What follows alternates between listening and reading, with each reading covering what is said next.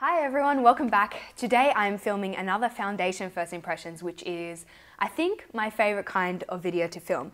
So, today's contender is the Charlotte Tilbury Magic Foundation Broad Spectrum SPF 15. Just for a little bit of context, here is what it says on the box.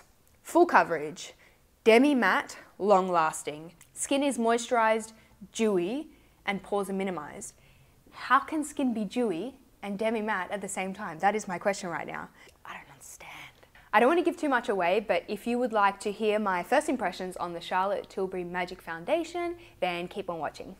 Okay, so I already moisturized like 1 or 2 hours ago, but I'm going to apply the Charlotte Tilbury Magic Cream to this side of my face because I figure that's what Charlotte would do. If I sound sick today, it's because I am. And I'm going to do my best not to sniffle throughout this video because I know my dad hates that.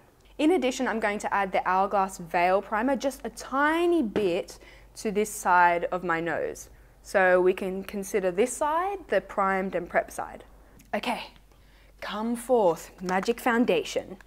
So this is what the bottle looks like. It's very pretty, that Charlotte Tilbury rose gold thing. I love that aesthetic. I think she did a really great job. I'm using the shade 6, which beats me. I have no idea if this is going to be a great shade match, but I hope so. This does have a pump, which is great. And when I pump it out on the back of my hand, you can see it's not running down my hand. So it's a slightly thicker formula. I'm going to try to apply it on this side of my face with a beauty blender.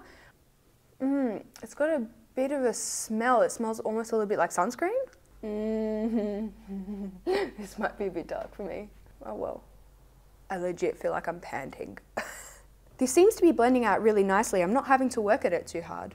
The colour match isn't way off, but I will always leave more information about the shade and the shade range in the description box, so go check that.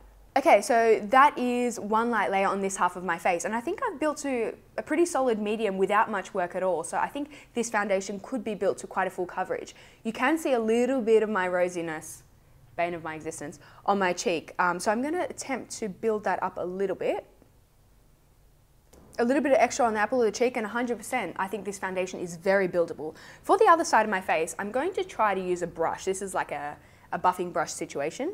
I feel like I've kind of moved away from brushes. I haven't used them in quite a long while, but I thought I'd give it a go. And where did that foundation just go? You took it from me. Nah, beauty blender. Oh, so much better. Best tool in the world.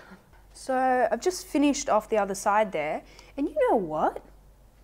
I'm pretty impressed. I wasn't sure about this one, I'll be honest. I wasn't sure if I was going to like that demi-matte finish because my dry skin typically doesn't play very well with matte finishes, but I'm looking pretty flawless right now, and I'm particularly impressed with the coverage. That took 2 minutes to build to quite a full medium.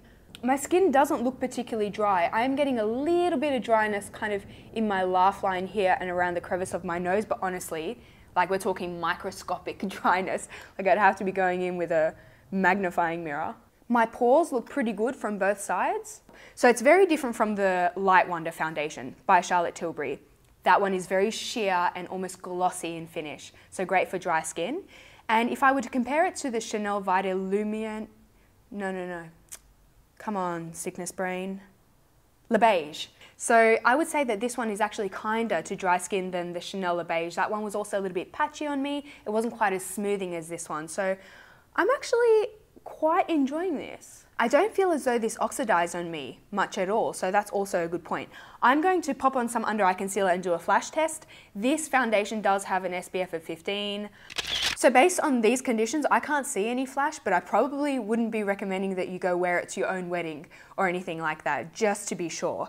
When I touch my face, I feel no tackiness. It is set entirely. So I don't think I'm going to set the entire face, maybe just the under eye.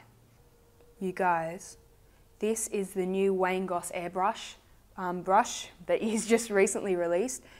Oh my gosh. I'm actually floored by it. This is CQ Cheek Brush standards, and I think it retails for something like $35. If you can get your hands on this, do it. So at this stage, I'm really pleased with how this foundation is looking. My skin looks so smooth. So I'm gonna check back in a few hours. It is currently 10:14. So, oh, that photo, I actually took that when I was in a hot air balloon. at like 4:30 in the morning. Probably won't do it again, but it was fun while it lasted. Anyway, 10:15, I will check back in a few hours to tell you how we're going. Hi, I'm back. It is now 5:14, so around 7 hours since I applied the Charlotte Tilbury Magic Foundation. All in all, I feel like this is wearing a little bit awkwardly on me. I'm developing quite a sheen, and that's pretty unusual for me because I have quite a dry skin type. The primed and unprimed side appear to be performing quite similarly. Perhaps my biggest issue is the area around my nostrils. It's really separating and breaking up and melting. I'm kind of inclined right now to add just a little bit of powder because I do feel a little bit oily. Let's see if this helps the situation at all. Yeah, actually that worked. That to me is looking just a little bit better, but I'm just wondering if this is getting oily on a drier skin type, how would it perform on someone who's more combination and oily? Yeah, I don't know, I'm a little bit confused because when I applied it, I actually really did love the way that it looked. More matte than I'm used to, but very smoothing, whereas now I feel like I can see makeup on the skin. Just not really sure how I feel about this right now, but I'm going to check back again in a few more hours and let you know my final thoughts.